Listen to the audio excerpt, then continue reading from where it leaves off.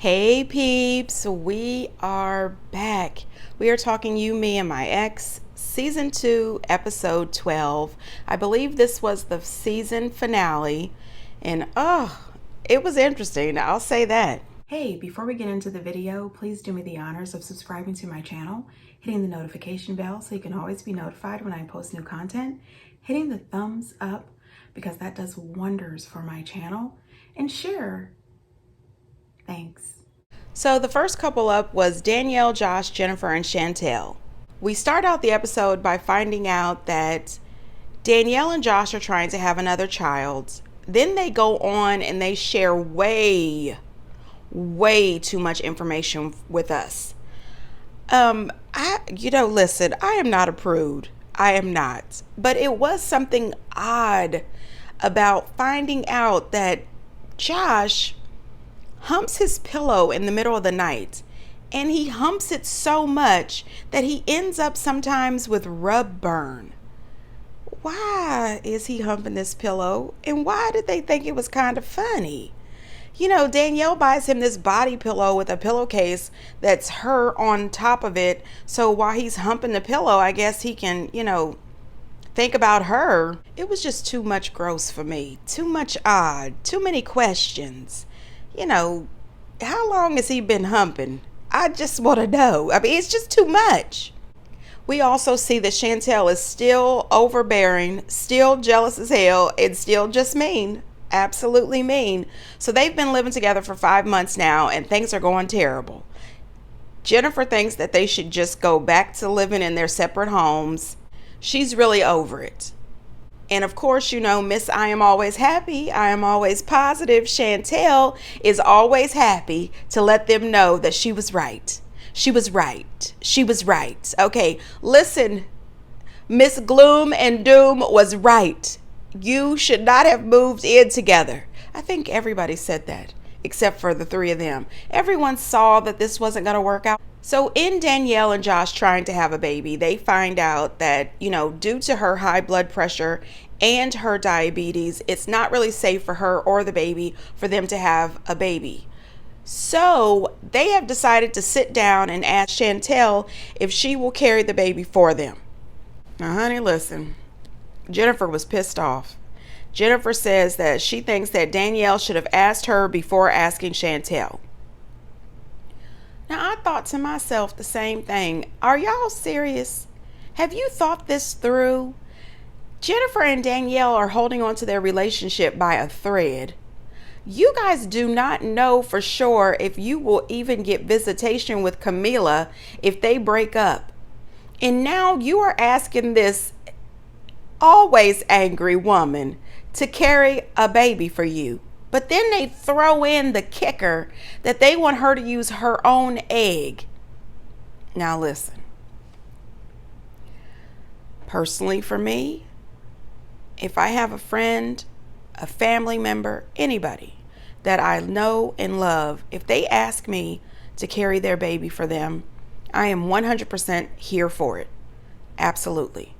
But it has to be their egg.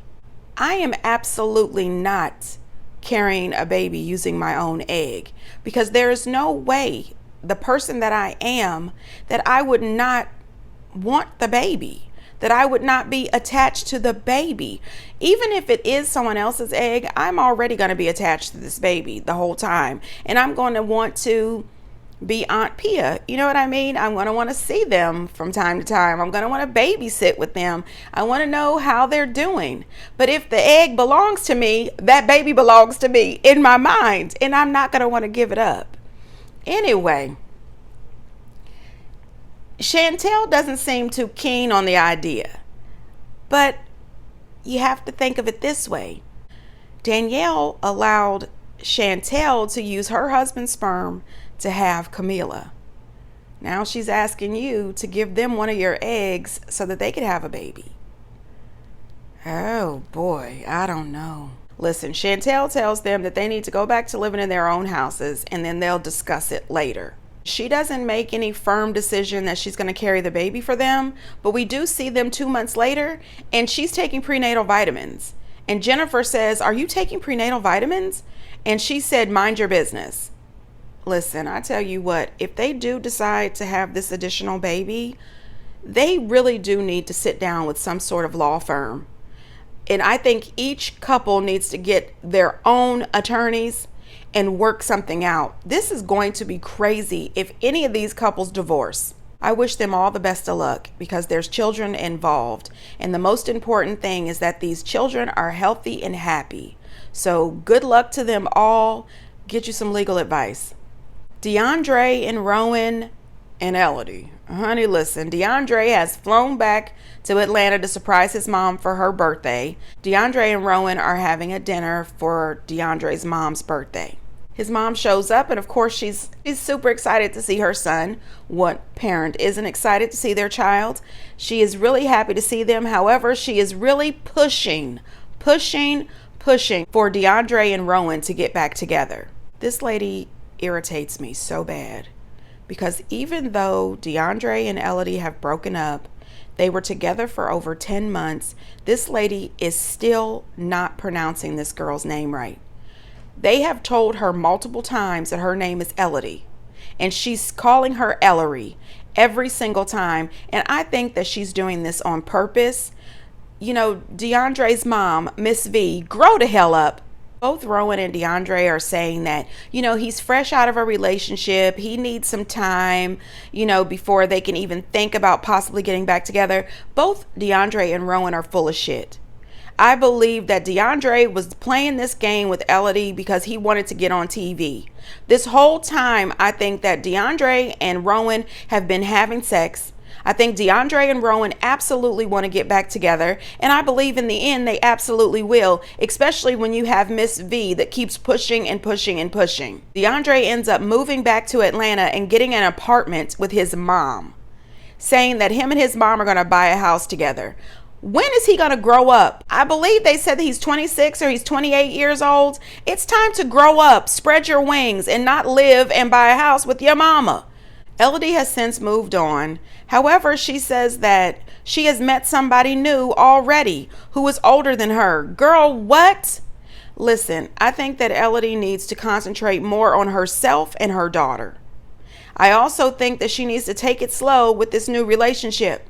And don't introduce this dude to your daughter. She says that he's got kids and, he's a different kind of person. She knows what she wants now. I hope that is all true. But you don't need to introduce him to your little girl. You need more time. Don't do it. Listen, DeAndre, his mama, and Rowan gone some damn where. Elodie, concentrate on yourself, your relationship with your daughter, and then focus on a relationship later. If you get into something, do not introduce these dudes to your child. They don't need to know her until you know that they are for real. I'm just saying. Anyway, I am wishing Elodie and her daughter the best of luck. Caroline, Alex, and Steven, Lord have mercy. Everybody who listens to this knows that I am a true fan of Caroline and Alex.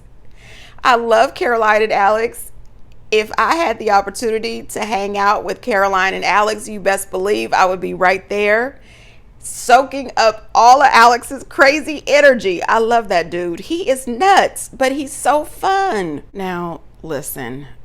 Caroline says that these have been the best last couple of months. Of course, her and Alex are not sleeping that well because, they're focusing on the baby. The baby hasn't got, his sleep schedule quite right yet. So, it's totally normal. Caroline lets us know that recently, her and Alex becoming new parents, everything is new, everything's confusing. Sometimes new parents have a little bickers from here and there, from time to time. She said that her mom has come in and said some really over the top nasty things about Alex, and now Alex does not want her mom or her family at the baby sip and see. I don't really blame Alex.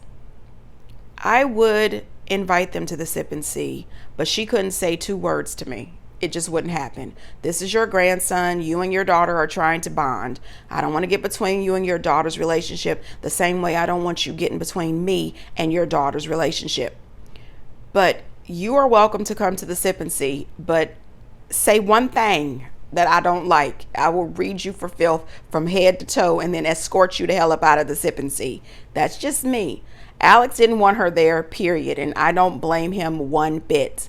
Alex says that her making those comments has really hurt his feelings, and I understand it because we know some of the comments that she had made earlier in the season and last season. She is a very rude, bougie ass woman. Your daughter chose him.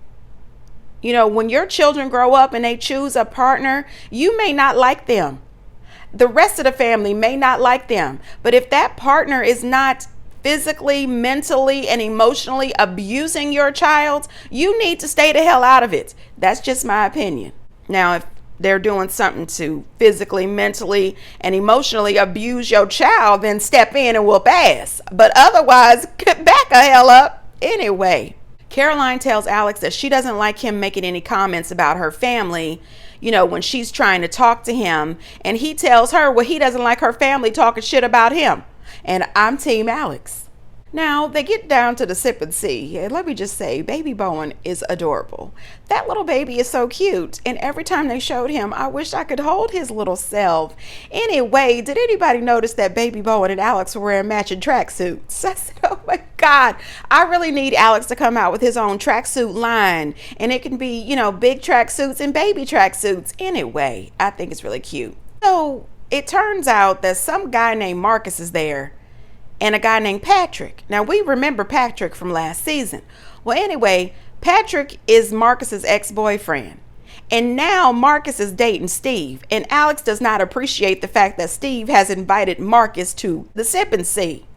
Now, Caroline doesn't appreciate that Patrick is at the sip and see either. She has got a full-fledged attitude. Turns out that at some point, Patrick has robbed Alex of some kind of money. He stole money somehow. And Caroline is not over it. She is extremely pissed off. How dare he show up around here? And, you know, Alex tells her to just leave it alone. Patrick is his friend. Let it go. Caroline says that Alex is so desperate to have people at the sip and see that he let Patrick be invited. And Alex tells her, he says, so you went to the bathroom and screamed Beetlejuice 3 times and Courtney appeared? Now, Courtney is her friend. I don't know what the hell Courtney has done to Alex, but she is wearing a Beetlejuice-esque outfit. You know, Alex is not a fan of Courtney and wants to know what the hell is she doing here. Now, when they go to take this picture, I knew exactly what Caroline was about to do. I just sat there and braced myself. She asked Patrick if he wanted to take a picture with her and Alex, and he says, of course. And she throws a drink on him. I said, oh, shit. Did you just throw a drink on this man in the middle of the sip and see? Alex's face was completely shocked. Patrick threw up his hands and said, I'm leaving. He stormed out of there. Now, Caroline, she doing too damn much. And Alex wanted her to know she was doing too damn much. He was very upset. He said, you are acting a fool out here at this sip and see. You are throwing a drink on a guest. You are doing so much to my friend, but you won't say anything to your mom and your family when they disrespect me. Alex had a point. He pulls her to the side and he tells her, he says, you know what? If you want to do something for me, take a stance with your mom. Let your mom know that this is not okay. You know, let me handle Patrick. And I can see where he's coming from with that. You know, if I was Caroline, even though I am trying to build a relationship with my mom, this is my husband. I know you don't like him. That's fine. I would definitely sit down with her privately and express to her, this is my husband. It is what it is. What you're going to do is stop disrespecting him. You're not going to do it. Otherwise, you're not going to be around. Period. Alice is so upset that he runs off. I said, oh God, this is about to be something. So Alex goes off to the side speaking extremely loudly to production. And, you know, he wants to be sure that Caroline hears that he is pissed off. He said that Caroline would be really upset with him if he went over there and drowned Courtney in her badly bleached box blonde hair color. I mean, he went in on this Courtney lady, and I said, well, damn it, give us some backstory. What did she do? The whole time she's sitting there listening with another friend of Caroline. All three of them are sitting there listening to this, and the friend says, oh my God, is he talking about me? And Courtney said, no, I think he's talking about me. You're right. Marcus decides that he wants to tell Alex that him and Steven have been going out for the last 6 months, and Steven is the one who invited him to the sip and see, and he feels like Alex is still in love with Steven. They still have feelings for each other, and lo and behold, not the fight, the tap fest, the windmilling, the high pitched, the kicking, the production. Help me, somebody in production. It was a laugh riot. I have never seen a softer fight in my life. No! I don't care either! Is this what's happening, Alex? There was a second drink thrown, wasn't there? No, I threw a cup, not a drink. And is that not assault? Yeah, it was assault because somebody said it to me. Somebody came to my face and said to me, so I threw a cup in that person's face. Not somebody stole from me, so my wife didn't felt the need to go handle it. Your point is What your point should have been was when your mama opened her mouth to say something about me, you should have checked that. You don't check when your people say but you want to check Patrick. I'll handle these people on this side. You handle them over there. Duly noted. Next question. Can I use the bathroom real quick? No, sit down.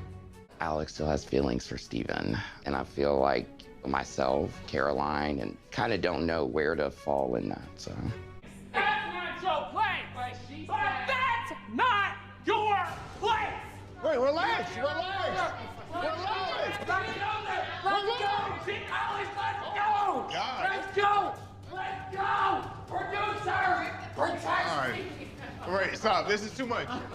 Honey, listen, this is crazy. You know they hate clips, but I had to do it.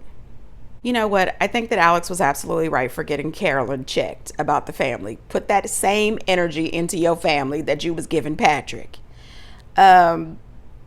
Listen, I love Alex. Alex is funny as hell to me, but you know what? He has his points. You know, in the end, we find out that Carolyn is having another baby. So they're ready to have baby number 2.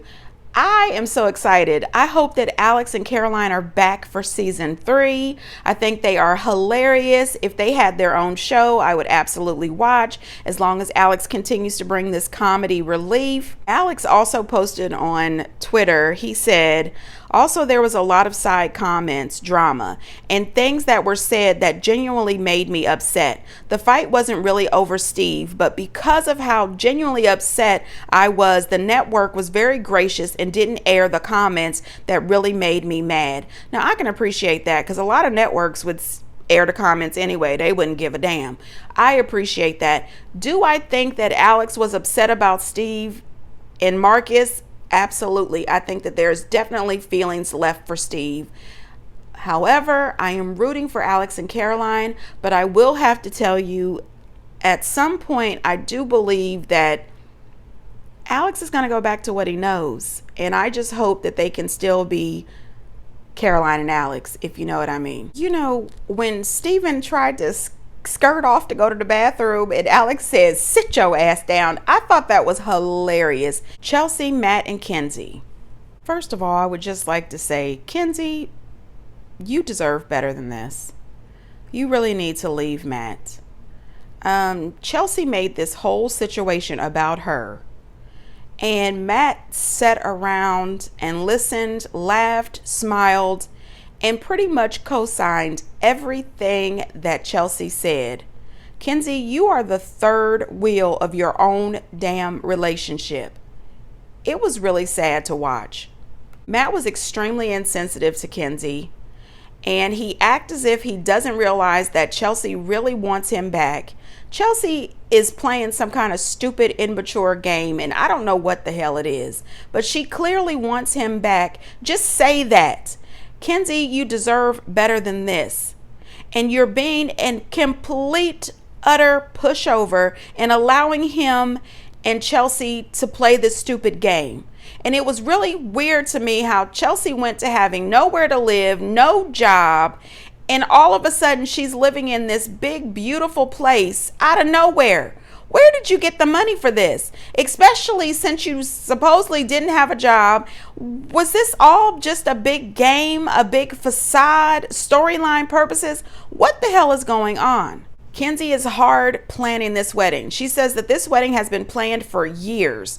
So Chelsea tells us 48 hours after her proposal, People have already started getting their wedding invitations in the mail. I said, well, shit. I mean, I'm going to go ahead and let y'all in on something. I have a, secret wedding Pinterest board and no husband. Okay. So, when the proposal finally comes for me, I'm pretty much set. But anyway, nobody's getting invitations within 48 hours. Are you kidding me? That was impressive and odd. Chelsea was saying some really rude things. She pretty much was saying that Matt didn't really want to marry Kenzie. She doesn't want him to marry Kenzie. And she's saying all this in Kenzie's face. I don't understand how Kenzie could sit there as long as she did. I mean, eventually she got up and she left. She couldn't take anymore. But it was too much. Kenzie does tell her, well, you're acting like you're still in love with him, but you're trying to say that you aren't. She tells Kenzie, well, I don't think that he's marrying you because he wants to. I think he's being, pressured into marrying you.